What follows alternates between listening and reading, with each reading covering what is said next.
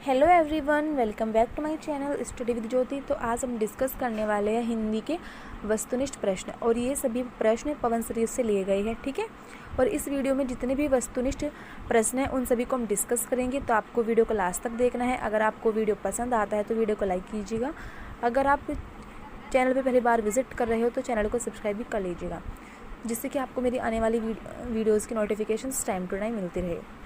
So start कर लेते हैं। फर्स्ट क्वेश्चन इसमें कि निम्नलिखित में कौन सा ऊष्म व्यंजन है। ठीक है, श, स, से, उपयुक्त सभी। तो आपको पता होगा कि जो ऊष्म व्यंजन होते हैं उनकी संख्या होती है 4। कौन कौन से? श, ठीक है, स, श और ये ह, ये हमारे 4 होते हैं ऊष्म व्यंजन। ऊष्म व्यंजन वह व्यंजन होते हैं जिनके उच्चारण के समय मुख से ऊष्मा बाहर निकलती है। ठीक है, वो होते हैं ऊष्म व्यंजन। तो ये 4 प्रकार के होते हैं, तीनों इसमें दिए गए हैं और इसमें पूछा गया कि कौन कौन से हैं। तो जो option number 10 is right answer, यानी कि जो सारे हैं ये ऊष्म व्यंजन हैं। नेक्स्ट है श्रेय संयुक्ताक्षर निम्नलिखित व्यंजनों के मेल से बना है। श प्लस र प्लस अ, या फिर श प्लस र, या फिर स प्लस र प्लस अ, इसके मेल से, या फिर उपयुक्त सभी। तो जो इसका राइट आंसर होगा वो होगा ऑप्शन नंबर ब इज राइट आंसर, यानी कि श प्लस रे, इसके मेल से बना है श्रेय। नेक्स्ट है ख का उच्चारण स्थल है, यानी कि जो ख है ये कंठ से बोला जाता है, तालु से बोला जाता है, ओष्ठ से बोला जाता है। ठीक है, यानी कि इसका उच्चारण स्थान क्या है। सो मैं आपको इसकी एक छोटी सी ट्रिक बता दूं, जिससे कि आपको अगर कोई और भी आए तो आप जिससे कि आप इजीली से बता पाओ। ठीक है, तो आपको क्या रखना है, के टी एम डी ओ। ठीक है, आपको ये याद रखना है। इसका मतलब होता है कंठ, इसका होता है तालु, इसका होता है मूर्धन्य, ठीक है, इसका होता है दंत्य और इसका होता है औष्ठ्य। ठीक है, अब आप देखिए जो एक कंठ है इसमें तो आ जाएगा पूरा क वर्ग। ठीक है, क वर्ग, इसमें आएगा पूरा च वर्ग, इसमें आएगा पूरा ट वर्ग, इसमें आएगा पूरा त वर्ग और इसमें आएगा पूरा प वर्ग। ठीक है, अगर इसमें से क वर्ग में से जैसे क ख ग घ ढ ये कुछ भी आए तो ये सभी कंठ के अंतर्गत आएंगे। ठीक है, और जैसे कि च वर्ग वाले आए च छ ज झ इया, ये सभी तालु के अंतर्गत आएंगे। ठीक है, और जो मूर्धन्य वाले आए ट ठ ड ढ ण, ये सभी मूर्धन्य के अंतर्गत। ठीक है, अगर पूछता है त वर्ग वाले त थ द ध न, ये सभी आएंगे दंत के अंतर्गत। ठीक है, अगर पूछता है औष्ठ्य वाले तो प फ ब भ म, ये सभी आएंगे हमारे औष्ठ्य के अंतर्गत। आई होप आपको क्लियर हुआ होगा। ठीक है, अब चलते हैं नेक्स्ट। सो इसमें पूछा गया कि ख का उच्चारण स्थल है, तो हमने पढ़ा जो क वर्ग है तो क ख ग ये कहाँ से बोले जाते हैं, हमारे कंठ से बोले जाते हैं। तो जिसका राइट आंसर हो जाएगा वो ऑप्शन नंबर 7 राइट आंसर, एक कंठ है। नेक्स्ट है मुद्रा शब्द का अर्थ है अंगूठी, रुपया, आकृति, उपयुक्त सभी। तो जो इसका राइट आंसर होगा वो होगा ऑप्शन नंबर 10 राइट आंसर। अंगूठी को मुद्रा कहते हैं, रुपया को भी कहते हैं और आकृति को भी कहते हैं। ठीक है, नेक्स्ट है अज शब्द का अर्थ है ऑप्शन नंबर अ दशरथ के पिता, ठीक है, ऑप्शन नंबर ब आज, या फिर ऑप्शन नंबर स अजगर, या फिर ऑप्शन नंबर द आजीवन। तो जो इसका राइट आंसर हो जाएगा वो होगा ऑप्शन नंबर अ दशरथ के पिता। नेक्स्ट क्वेश्चन है जंगम का विलोम शब्द है पुष्ट, स्थावर, स्थिर, पूर्ण। तो जो इसका राइट आंसर होगा वो होगा ऑप्शन नंबर ब, जंगम का उल्टा होता है स्थावर। नेक्स्ट क्वेश्चन है अनुग्रह का विलोम है आग्रह, संग्रह, ग्रहण या फिर विग्रह। तो जो इसका राइट आंसर होगा वो होगा अनुग्रह का विग्रह। नेक्स्ट क्वेश्चन है हस स्वर कौन सा नहीं है, अ, इ, उ या फिर आ। तो हस्व स्वर क्या होता है, हस्व स्वर वह स्वर होता है जिसमें एक मात्रा लगती है। ठीक है, उसको कहते हैं हस्व स्वर। तो इसमें आप दे सकते हो अ, इ, उ, तो इसमें क्या है, इसमें एक मात्रा का प्रयोग हुआ है। ठीक है, लेकिन जो ये द है ऑप्शन नंबर दा, इसमें आ है तो इसमें 2 मात्रा का प्रयोग हुआ है। ठीक है, तो इसमें ये हस्व स्वर नहीं है, ये दीर्घ स्वर है। तो इसका राइट आंसर हो जाएगा ऑप्शन नंबर द। नेक्स्ट है य र ल व व्यंजन कहलाते हैं ऊष्म व्यंजन, अंतस्थ व्यंजन, संयुक्त व्यंजन या फिर द्विगुण व्यंजन। तो जो इसका राइट आंसर हो जाएगा वो होगा ऑप्शन नंबर ब, यानी कि जो ये य र ल व है ये है अंतस्थ व्यंजन। ऊष्म व्यंजन आपको पता है ये भी 4 होते हैं। ठीक है, और जो संयुक्त व्यंजन होते हैं इनकी संख्या भी 4 होती है। और जो द्विगुण व्यंजन होते हैं इनकी संख्या 2 होती है। नेक्स्ट है द्विज शब्द का अर्थ है ब्राह्मण, दांत, पक्षी, इनमें से सभी। तो जो द्विज शब्द का अर्थ है वो होता है ब्राह्मण भी होता है, दांत भी होता है, पक्षी भी होता है। तो option number the is right answer. Next है लिपि शब्द, लिपि विकास का प्रथम सोपान है चित्रलिपि, वर्णलिपि, अक्षर लिपि, इनमें से कोई नहीं। तो जिसका राइट आंसर हो जाएगा वो होगा ऑप्शन नंबर अ, चित्रलिपि लिपि विकास का प्रथम सोपान है। नेक्स्ट है अब्ज शब्द का अर्थ है शंख, कमल, कपूर या फिर उपयुक्त सभी। तो जो इसका राइट आंसर हो जाएगा वो होगा ऑप्शन नंबर द, उपयुक्त सभी। नेक्स्ट है क से म तक के व्यंजन कहलाते हैं ऊष्म व्यंजन, अंतस्थ व्यंजन, स्पर्श व्यंजन, फिर संयुक्त व्यंजन। तो आपको पता है उसमें व्यंजन की संख्या भी 4 होती है, ठीक है। जैसे कि श, स, ह ये हमारे होते हैं उसमें व्यंजन, ठीक है। अंतस्थ व्यंजन य, र, ल, व, और संयुक्त व्यंजन हमारे होते हैं, ये होते हैं हमारे क्षत्रिय, ठीक है, ये हमारे होते हैं संयुक्त व्यंजन की संख्या होती है 4। आई होप आपको क्लियर हुआ होगा, ठीक है। सो इसे पूछा गया क से माँ तक के व्यंजन क्या कहलाते हैं। तो जो क से लेकर के माँ तक के व्यंजन होते हैं वो स्पर्श व्यंजन कहलाते हैं और इनकी संख्या होती है 25। नेक्स्ट है निम्नलिखित शब्दों में कौन सा शुद्ध है, आधीन, अधीन, अधीन या फिर इनमें से कोई नहीं। तो जिसका राइट आंसर है वह ऑप्शन नंबर ब, अधीन जो है ये राइट आंसर है। नेक्स्ट है मॉन्टेसरी विधि का उपयोग करते हैं मौनवाचन, सहस्वरवाचन, लेखनवाचन या फिर उपयुक्त सभी। तो जो मॉन्टेसरी विधि का प्रयोग करते हैं वो लेखन शिक्षण में करते हैं। नेक्स्ट है क्ष संयुक्त वर्ण योग से बनता है क प्लस श या फिर क प्लस से या फिर क प्लस ज या फिर क प्लस श। तो जिसका राइट आंसर हो जाएगा वो option number the is right answer. क प्लस श के मेल से ये जो है छ संयुक्त वर्ण बनता है। नेक्स्ट है पर्वत शब्द का समानार्थी शब्द है घन, आगार, कूट, पादप। तो जिसका राइट आंसर है वो है ऑप्शन नंबर सा, जो कूट है घन पर्वत शब्द का समानार्थी शब्द है। नेक्स्ट है विरोध शब्द का विलोम है सहमत, सहायता, समर्थन, अनुरोध। तो जो विरोध शब्द का विलोम है यानी कि विरोध का उल्टा क्या हो जाएगा, समर्थन। नेक्स्ट है श, स, ह व्यंजन कहलाते हैं उसमें व्यंजन, अंतस्थ व्यंजन, संयुक्त व्यंजन, फिर द्विगुण व्यंजन। तो जिसका राइट आंसर है वो है ऑप्शन नंबर अ, ये कहलाते हैं उसमें व्यंजन। नेक्स्ट है अहि शब्द का अर्थ है सर्प, शार्दूल, नर्प या फिर भौरा। तो जिसका राइट आंसर है वो है ऑप्शन नंबर अ, जो सर्प है इसको कहते हैं अहि। नेक्स्ट है स्थावर का विलोम शब्द है सचल, चेतन, चंचल, जंगम। तो जो स्थावर का विलोम शब्द है वो है जंगम। नेक्स्ट क्वेश्चन है निम्नलिखित में से शुद्ध शब्द है कुमुदनी, कुमुदिनी, कुमुदनी या फिर कुमुदिनी। तो जो इसका राइट आंसर होगा वो ऑप्शन नंबर ब इज राइट आंसर यानी कि कुमुदिनी। नेक्स्ट है भाषा संसार का नादमय चित्र है, यह कथन किसका है, श्याम सुंदर दास का, रामचंद्र वर्मा का, सुमित्रानंदन पंत जी का या फिर बाबूराम सक्सेना का। तो जो इसका राइट आंसर है ये है option number C is right answer. Sumitranandan Pant ji का कहना है कि जो भाषा संसार का नादमय चित्र है। नेक्स्ट क्वेश्चन है देवनागरी लिपि की विशेषता से संबंधित नहीं है, यानी कि देवनागरी लिपि क्या विशेषता नहीं है इसके बारे में मतलब गलत बताया गया है। इसमें देखना है हमको, जो बोला जाता है वही लिखा जाता है, या फिर एक वर्ण में दूसरे वर्ण का भ्रम नहीं होता है, या फिर सिरोरेखा का प्रयोग अनावश्यक केवल अलंकरण के लिए किया जाता है, या फिर एक वर्ण संकेत से अनिवार्यता एक ही ध्वनि व्यक्त होती है। तो जो इसका राइट आंसर हो जाएगा वो होगा ऑप्शन नंबर स। जैसे कि हम किसी भी वर्ड के ऊपर जैसे कि सिरोरेखा यूज़ करते हैं, तो इसमें बताया गया है कि इसका प्रयोग अनावश्यक है कि ऐसे बेफजूल में करते हैं, ठीक है, और ये केवल अलंकरण के लिए है, ठीक है। तो लेकिन ये गलत है, ठीक है। तो इसमें पूछा गया कि क्या संबंधित नहीं है, तो जो ऑप्शन नंबर स है ये राइट है। आई होप आपको क्लियर हुआ होगा। अब चलते हैं नेक्स्ट। भाषा की सबसे छोटी इकाई है व्यंजन, शब्द, स्वर या फिर वर्ण। तो जो भाषा की सबसे छोटी इकाई है वो है वर्ण। नेक्स्ट है वर्णमाला का आशय है शब्द के समूह से, वर्णों के संकलन से, वर्णों के व्यवस्थित समूह से या फिर शब्द रचना से। तो जो इसका राइट आंसर है वो है option number C is right answer. वर्णों के व्यवस्थित समूह को ही वर्णमाला कहते हैं। नेक्स्ट है हिंदी भाषा में मूलतः वर्णों की संख्या मानी जाती है 55, 52, 50, 48। तो जो इसका राइट आंसर हो जाएगा वो होगा ऑप्शन नंबर ब इज राइट आंसर, यानी कि जो 52 होते हैं ये हिंदी में वर्ण होते हैं।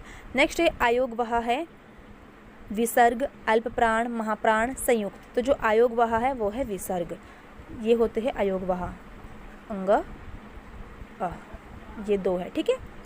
नेक्स्ट है ड तथा ढ वर्ण है उत्क्षिप्त, अंतस्थ, संयुक्त या फिर ऊष्म। तो जो इसका राइट आंसर हो जाएगा वो होगा ऑप्शन नंबर आ, जो उत्क्षिप्त है। ये 2 जो उत्क्षिप्त है ड तथा ढ वर्ण को कहते हैं। नेक्स्ट है श का उच्चारण स्थल है औष्ठे, कंठे, तालु, दंते। तो जो इसका राइट आंसर हो जाएगा वो होगा ऑप्शन नंबर स है। जो श है इसका उच्चारण स्थान है तालु।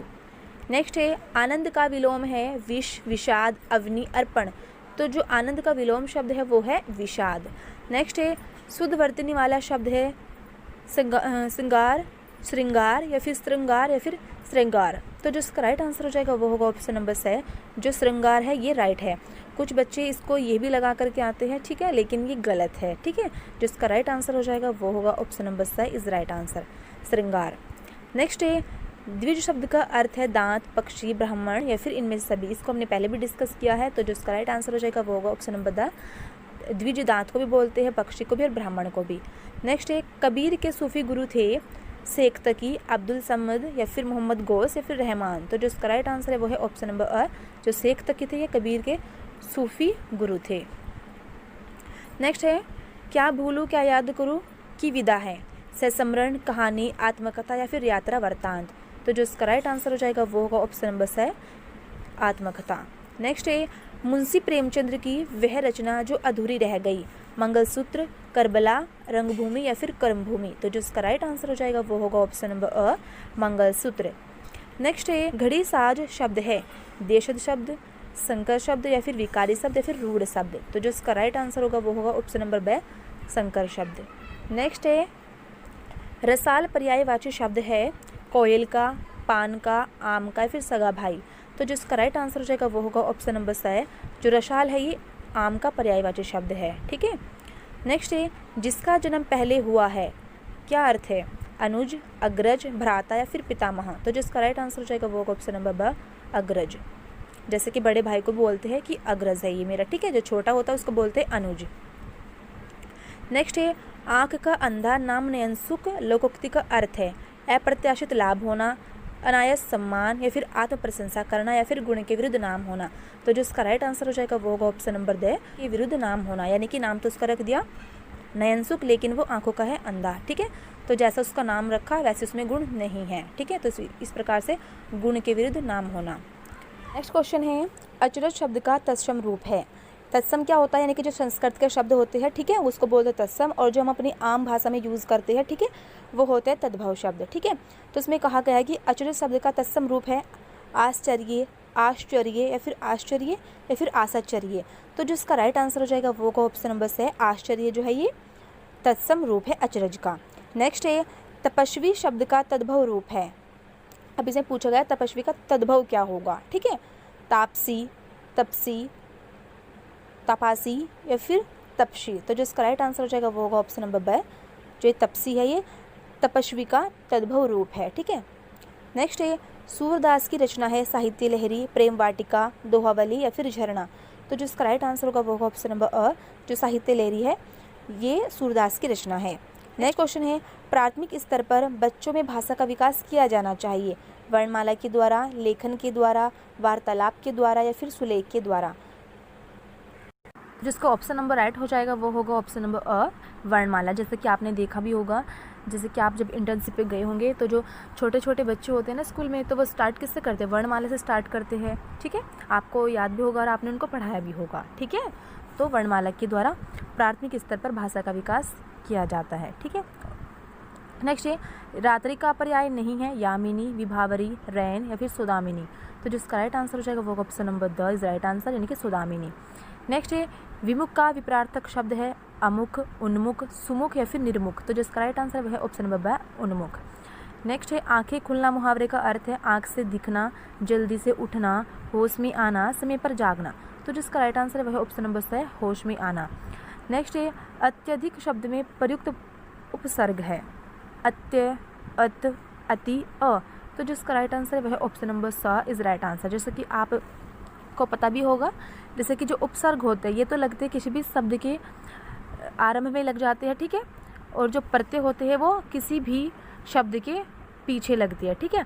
प्रत्यय तो लगते हैं पीछे, और जो ये उपसर्ग होता है वो किसी भी शब्द की वो आगे लगते हैं, यानी कि प्रारंभ में लग जाती है, ठीक है। जैसे कि ये इसमें पूछा गया है कि अत्यधिक शब्द में प्रयुक्त उपसर्ग है, ठीक है।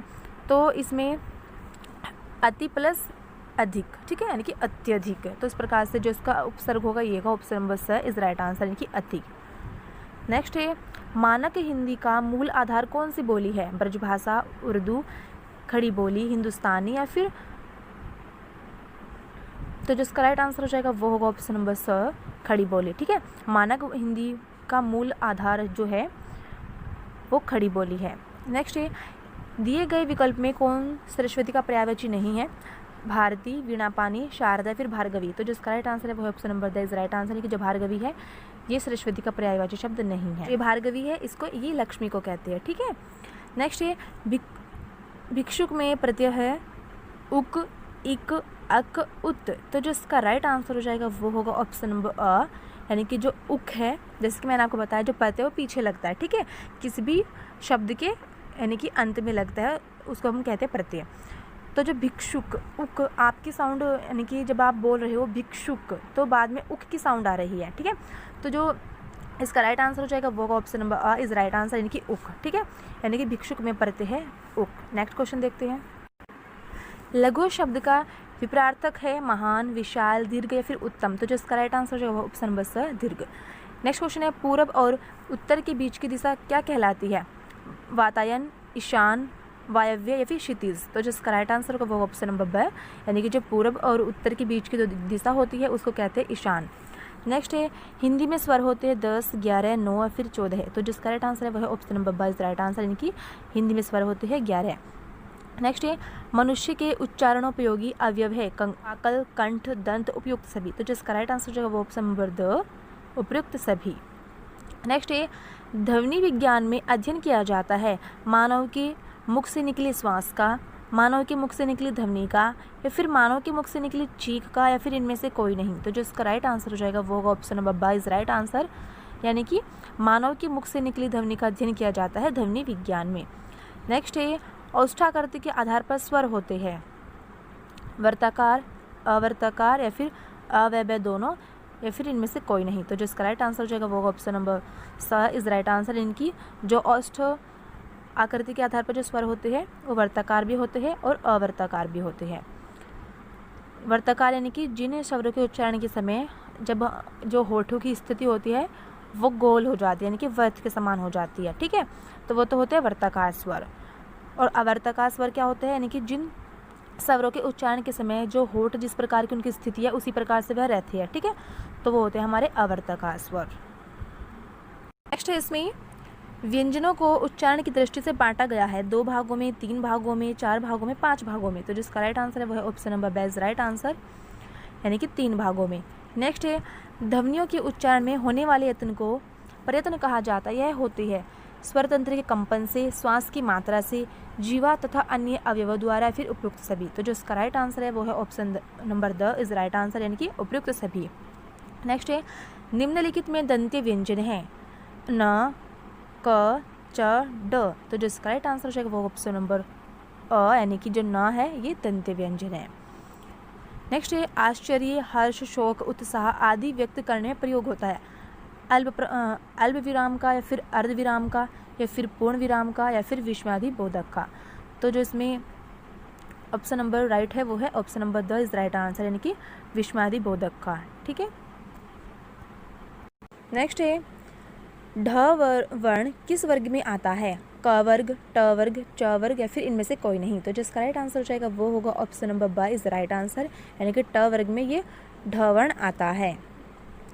नेक्स्ट है, लेखन एक शारीरिक क्रिया है जिसमें बालकों के हाथों को गतिविधियां करनी पड़ती है। यह कथन है प्लेटो का, महात्मा गांधी का, श्रीमती मॉन्टेसरी का, या फिर उपयुक्त कोई नहीं। तो जिसका राइट आंसर है वो है option number C is right answer, यानी कि श्रीमती मॉन्टेसरी। नेक्स्ट है, जिनका उच्चारण कंठ के स्पर्श से होता है वो कौन कौन से हैं, इनमें से बताना है। क, ख, ग, घ, या फिर च, छ, ज, झ, इ, च, छ, ज, झ, या फिर ट, ठ, ड, ढ, या फिर त, थ, द, ध। तो आपको पता है, मैंने आपको बताया था वो ट्रिक, तो उसी को यूज़ करके आप अच्छे से मतलब क्वेश्चंस का आंसर लगा सकते हो। तो जैसे कंठ की सहायता से बोले जाते हैं वो है क ख ग घ, ठीक है। Option number a is right answer. Next है ज्ञानार्जन और ज्ञान वृद्धि का साधन है प्रत्यक्ष निरीक्षण तथा स्वानुभव, विचार विनिमय, एक दूसरे शिक्षा ग्रहण, या फिर स्वाध्याय तथा पठनाभ्यास, या फिर उपयुक्त सभी। तो जो इसका राइट आंसर हो जाएगा वो होगा option number the is right answer. क्योंकि अगर हम किसी चीज़ को प्रत्यक्ष रूप से देखते हैं, उसका निरीक्षण करते हैं, उसको अनुभव करते हैं खुद से, ठीक है, तो उससे भी ज्ञान अर्जन में वृद्धि होती है। अगर मान लीजिए कोई व्यक्ति है, ठीक है, उससे हम अपने विचारों को विनिमय करते हैं, यानी कि उसको अपनी बात कहती है, वो हमें अपनी कोई कुछ बात कहता है, ठीक है, और एक दूसरे से हम ग्रहण कर रहे हैं, जैसे कि मैं आपको बता रही हूँ, ठीक है। तो इस प्रकार से क्या होता है, इस प्रकार से भी ज्ञान में वृद्धि होती है। इसी प्रकार से स्वाध्याय तथा पठनाभ्यास से भी। तो इस प्रकार से जो इसका राइट आंसर हो जाएगा वो option number the is right answer. Next है विराम संबंधी समस्या का प्रमुख कारण है विराम चिन्हों का ज्ञान न होना, आत्मविश्वास का अभाव, उपयुक्त दोनों। तो जो इसका राइट आंसर हो जाएगा वो होगा option number a is right answer. Next question है विवृत स्वर है क और ख, आ और औ, या फिर च और छ, या फिर ट और ठ। तो जो इसका राइट आंसर होगा वो हो option number B is right answer. देखिए अ और औ जो है ये विवृत स्वर है। नेक्स्ट क्वेश्चन है आनंद का पर्यायवाची शब्द है मोद, प्रमोद, सुख, या फिर उपयुक्त सभी। तो जो इसका राइट आंसर हो जाएगा वो option number the is right answer. Next है निम्नलिखित में कौन सा संयुक्त व्यंजन नहीं है, छ, या, त्र, या फिर ज्ञ। तो जो इसका राइट आंसर हो जाएगा वो ऑप्शन नंबर ब, ठीक है, ये संयुक्त अक्षर नहीं है। नेक्स्ट है निम्नलिखित में से दीर्घ स्वर है अ, इ, आ, रि। तो इस प्रकार से जैसे मैंने आपको बताया था कि दीर्घ स्वर में क्या होता है, दो मात्राओं का यूज़ होता है। तो जो ये है अ, इ और ये री, इनमें एक मात्रा का प्रयोग हुआ है, लेकिन जो ब है इसमें दो मात्रा का प्रयोग हुआ है, यानी कि दीर्घ स्वर है। तो option number B is right answer. Next है किसके उच्चारण में निचला होठ ऊपरी होठ को स्पर्श करता है, व, ब, या फिर अ व ब दोनों, या फिर इनमें से कोई नहीं, ठीक है। तो इसका जो राइट आंसर हो जाएगा वो ऑप्शन नंबर ब इज राइट आंसर, ठीक है। आप इसका उच्चारण करके भी देख सकते हो, क्योंकि जो हिंदी है एक ये साइंटिफिक लैंग्वेज भी है, क्योंकि इसमें रटने वाली भी कोई चीज़ नहीं है, ठीक है। अगर आप खुद से ही बोल के देख सकते हो तो आप खुद से ही लगा लोगे कि हाँ ये स्वर कहाँ से किस प्रकार से उच्चारण हो रहा है इसका, ठीक है। नेक्स्ट देखते हैं जो बहुत अधिक बोलता हो वाक्यांश के लिए प्रयुक्त होने वाला एक शब्द है, वक्ता, सुवक्ता, वाचाल, या फिर नेता। तो जो इसका राइट आंसर हो जाएगा वो होगा ऑप्शन नंबर सा या वाचाल, यानी कि जो अधिक बोलता है उसको कहते हैं वाचाल। नेक्स्ट है जागृत शब्द का विलोम है विषुप्त, सुषुप्त, शयन, चेतना। तो जो इसका राइट आंसर हो जाएगा वो ऑप्शन नंबर बी सुषुप्त। नेक्स्ट है सजग शब्द का पर्याय नहीं है चौकस, सचेत, पहरेदार, सावधान। तो जो इसका राइट आंसर हो जाएगा वो option number C is right answer, यानी कि सजग शब्द का पर्याय नहीं है पहरेदार। नेक्स्ट है महाकवि शब्द में प्रयुक्त समाज है कर्मधारय, अव्ययीभाव, तत्पुरुष, बहुविरही। तो जो इसका राइट आंसर हो जाएगा वो होगा option number a is right answer, यानी कि कर्मधारय समास। नेक्स्ट है रानी केत की कहानी के रचयिता है किशोरीलाल गोस्वामी, जयशंकर प्रसाद, इंसा अल्लाह खां, या फिर प्रेमचंद्र। जो इसका राइट आंसर है वो है option number C is right answer, Insha Allah Khan है, इन्होंने लिखी थी रानी केतकी की कहानी। नेक्स्ट है कवि शब्द का स्त्रीलिंग है कवियत्री, कवित्री, कवियत्री, या फिर कविजित्री। तो जो इसका राइट आंसर है वो है option number the is right answer, यानी कि कवियत्री। नेक्स्ट है व्याकरण में वचन का सही अर्थ है प्रतिज्ञा, संख्या, बोली, या फिर भाषा। तो जो इसका राइट आंसर है वो है ऑप्शन नंबर ब इज राइट आंसर, यानी कि जो वचन है इसका अर्थ है संख्या। नेक्स्ट है अच्छाई, मानवता, बचपन किस संज्ञा के उदाहरण है जातिवाचक संज्ञा, व्यक्तिवाचक संज्ञा, भाववाचक संज्ञा, फिर द्रव्यवाचक संज्ञा। तो जिसका राइट आंसर हो जाएगा वो होगा option number C is right answer, यानी कि भाववाचक संज्ञा। क्योंकि अच्छाई है, ये मानवता है, ठीक है, इसको हम फील कर सकते हैं, ठीक है। नेक्स्ट है कौन सा परिणाम बोध विशेषण है कैसा, लाल, तिकोना, थोड़ा। तो जो इसका राइट आंसर हो जाएगा वो option number the is right answer. Next है प्रत्यक्ष शब्द में प्रत्यय है प्रति, प्रत्यय, प्रय, या फिर प्रत। तो जो इसका राइट आंसर हो जाएगा वो option number the is right answer, यानी कि प्रति। नेक्स्ट क्वेश्चन है प्रत्यक्ष शब्द में प्रत्यय है प्रति, प्रत्यय, प्रय, प्रत। तो जो इसका राइट आंसर हो जाएगा वो option number a is right answer, यानी कि प्रति। नेक्स्ट है पूर्ण विराम का प्रयोग किया जाता है वाक्य के प्रारंभ में, वाक्य के मध्य में, वाक्य के अंत में या फिर रेखा के रूप में। तो जो उसका राइट आंसर है वो है option number C is right answer, यानी कि जो पूर्ण विराम का प्रयोग किया जाता है वो वाक्य के अंत में किया जाता है। नेक्स्ट क्वेश्चन है, निम्नलिखित में स्त्रीलिंग है मित्र, सूचना, उपहार या फिर अध्याय। तो जो इसका राइट आंसर है वह option number B is right answer, यानी कि सूचना।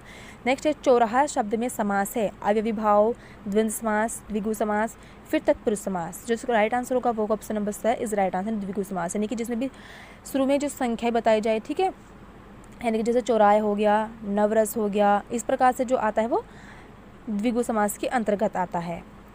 नेक्स्ट है, कोई खड़ा है। इस वाक्य में प्रयुक्त में कोई किस प्रकार का सर्वनाम है? निश्चयवाचक सर्वनाम है, प्रश्नवाचक सर्वनाम है या फिर निजवाचक है या फिर अनिश्चयवाचक है। तो जिसका राइट आंसर होगा वो होगा option number the is right answer, यानी कि कोई खड़ा है।